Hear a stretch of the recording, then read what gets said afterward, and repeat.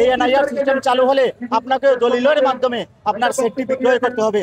বাংলাদেশের মোবাইল হ্যান্ডসেটের উপরে 57% ট্যাক্স। এইটা পৃথিবীর কোথাও 57% মোবাইল হ্যান্ডসেটে ট্যাক্স নাই। আজকের আন্দোলন এবং ফলশ্রুতি করার লাগি আমাদের যা কিছু করার আমরা করব, তবে আমরা 5% সিন্ডিকেটের হাতে এই মোবাইল সেক্টরটা আমরা তুলে দিতে চাই না। বাংলাদেশের মোবাইল হ্যান্ডসেটের উপরে 57% ট্যাক্স। এইটা পৃথিবীর কোথাও 57% মোবাইল হ্যান্ডসেটে ট্যাক্স নাই। বাংলাদেশ আমরা ডিজিটালাইজেশন হচ্ছি, আমরা ডিজিটাল হচ্ছি। এই ডিজিটালাইজেশন করার জন্য আমরা এই জিনিসটাকে আমরা একটা বাধা হিসাবে চিহ্নিত করি। তো আমাদের মূল দাবি হচ্ছে বাংলাদেশ এনবিআর কর্তৃক যে ট্যাক্স সিস্টেম, যেটা এই ট্যাক্স কাঠামোকে সংশোধন করতে হবে, এটা সহনীয় পর্যায়ে নিয়ে আসতে হবে।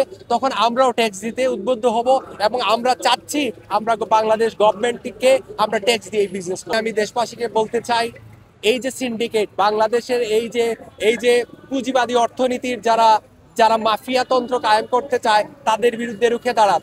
কারণ আজকে যদি এই এনআইআর সিস্টেম এবং এই ট্যাক্স সিস্টেম চালু হয়, আজকে যে ফোন আপনি 10,000 টাকা দিয়ে কিনতেছেন, এই ফোন আপনি এনআইআর সিস্টেম চালু হওয়ার পর, এই ট্যাক্স সিস্টেম চালু হওয়ার পর এটা 17,000 টাকা দিয়ে কিনতে হবে।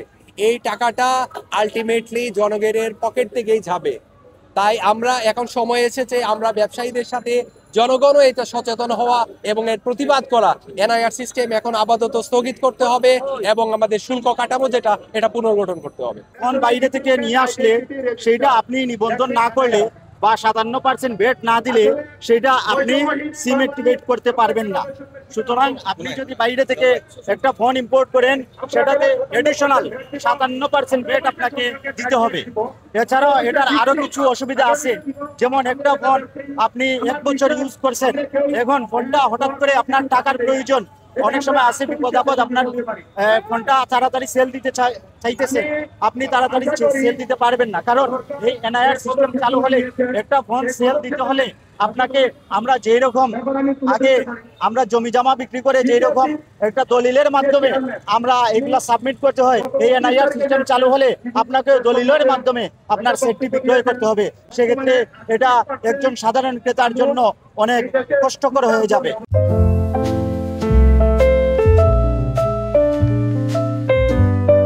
আমাদের যে আজকের আন্দোলন এবং ফলশ্রুতি করার লাগি আমাদের যা কিছু করার আমরা করব, তবে আমরা 5% সিন্ডিকেটের হাতে এই মোবাইল সেক্টরটা আমরা তুলে দিতে চাই না।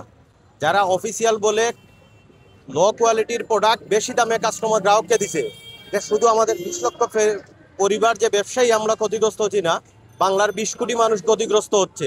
তাদের কাম জোরানো টাকা দিয়ে লো কোয়ালিটির প্রোডাক্টটা সে বেশি দামে কিনতে হচ্ছে। এই সিন্ডিকেটের বিরুদ্ধে আমাদের মূল আন্দোলন। আমরা ট্যাক্সের বিরুদ্ধেও না, আমরা সরকারের বিরুদ্ধেও না। একটা প্রোডাক্টের উপরে 57% ট্যাক্স, আবার দোকানে এসে 5% ভ্যাট দেওয়া লাগে।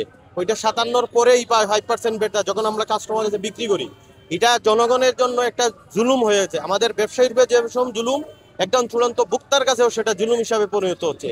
আমরা জুলুমের দেশে আর এরকম কোনো নেতৃত্ব দেখতে চাই না। আমরা চাই বৈষম্যহীন, শান্তিপূর্ণ এবং সরকার এবং ব্যবসায়ী সহযোগিতাপূর্ণভাবে আমরা ব্যবসা করতে চাই। এটাই হচ্ছে আমাদের মূল দাবি।